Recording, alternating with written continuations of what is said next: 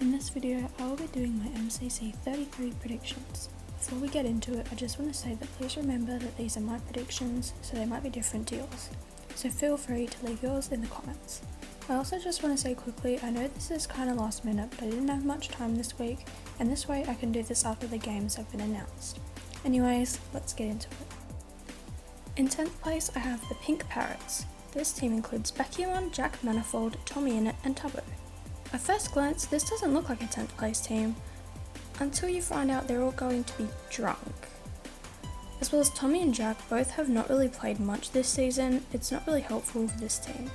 I really think that this team will just be playing for fun since they will all be getting drunk, so I don't think that they will be as competitive as other teams. I do think that this will be a really fun and chaotic POV to watch though, so this is a good POV if you're just looking for a team to have fun. In 9th place, I have the Green Geckos. This team includes Michaela, Krinios, but in Australia, Filza and Rambo. We've just seen Rambo come off of their first win, so that may be some morale booster for this team. This team is really dependent on how Phil and Krinios do, as they are both quite inconsistent in their placing. We know that they both can do extremely well, and this team's placement can be higher if we see good performances from both of them. I've just put this team in 9th because we know of some of these inconsistencies, but I do think with good performances from all of this team, they can do better. In 8th place, I have the Cyan Coyotes. This team includes Scott, Etho, Fire Breathman, and Scar. This team is so awesome, and Etho has been a very highly requested to be in the event, so it's great to see him in. The only main reason that I put this team so low is just because it is common for new players to struggle against the rest of the teams, especially in such a competitive event. This team consists of the perfect people to help Etho settle into this event, and with the help of Shane's leading, I think that this team definitely has got more potential to get higher than 8th.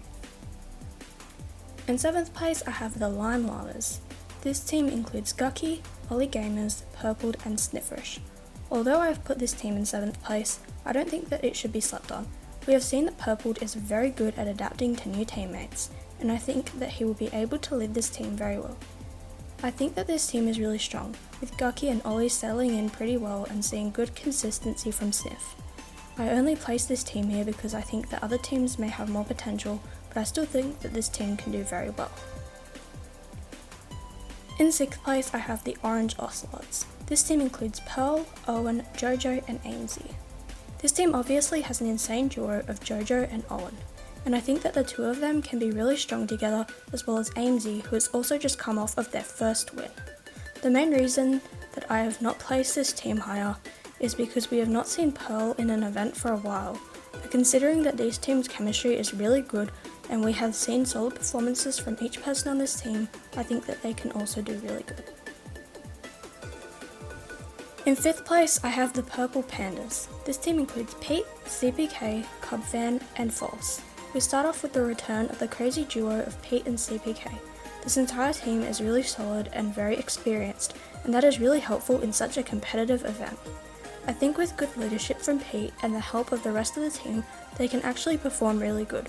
This team is pretty well rounded out, and I think that they have a really decent chance of doing better than I've placed them, and even may make it to Dodgebelt. In 4th place, I have the Yellowyaks. This team includes Captain Sparkles, Fruitberries, Shadoon, and Ollie.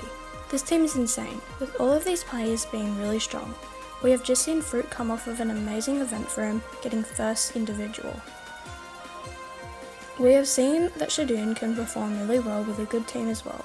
I really can see this team performing very well under the lead of Fruitberries, and if the event goes well for them, I think that they have got a good chance of performing better and making it to Dodgeball. In 3rd place, I have the Bluebats. This team includes Ant Venom, Sylvie, Hannah Rose, and Wally Bear. This team is a really strong one, seeing amazing performances from everyone on this team. Wally Bear has been dominating the event so far, and has already shown how he can lead a team very well. We have just seen Hannah get her first top 10 placement in her last event, which is huge, and we all know that Sylvie and Ant Venom can do really well on a good team. This team is really strong, and I think that with a very good event, they can definitely reach Dodgeball. In 2nd place, I have the AQUA. This team includes Illumina, Impulse, Joel, and Sneak Snag.